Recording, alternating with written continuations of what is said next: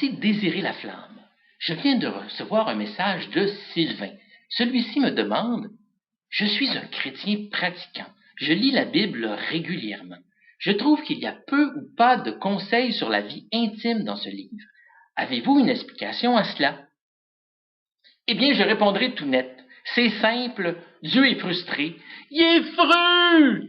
Le Père, le Fils et le Simple d'Esprit, il manque quelque chose à ce trio. Mettons une Georgette. Un père, là, ça fait pas un fils ou un Simple d'Esprit sans une Georgette. Moi, je pense que Georgette a sacré le père là quand elle a pu être capable de supporter une famille fusionnelle. Depuis qu'elle l'a quitté, Dieu est frustré. Partout dans les Saintes Écritures, ça transpire. À Sodome et Gomorrhe, c'était le party rave non-stop. Pouf! Rayé de la carte! Un peu plus tard, le party est repris ailleurs. Dieu demande alors à Noé, un dévot faisant des enfants se pinçant le nez sans doute, de construire une arche. Puis c'est le déluge. Tous morts, mes cochons! La Genèse maintenant. Dieu, dans son infinie sagesse, crée Adam seul.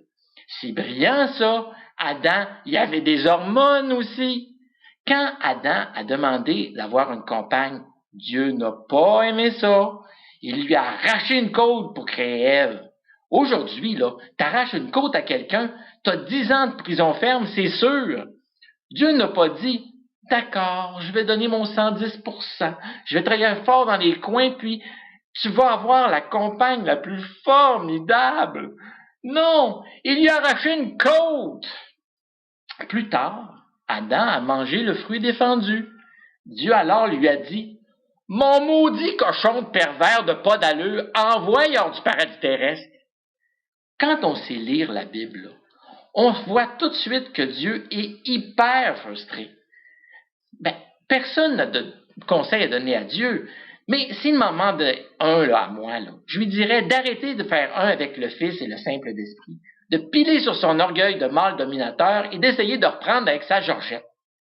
Après l'Ancien et le Nouveau Testament, il pourrait alors écrire le livre « Allez et multipliez-vous, mode d'emploi ». Je suis assuré que ce futur best-seller encouragerait de façon extraordinaire la pratique religieuse. Eh bien, je remercie Sylvain pour sa judicieuse question et je vous invite à poser vos questions et à voir d'autres vidéos à interditausfemmes.bloguer.com.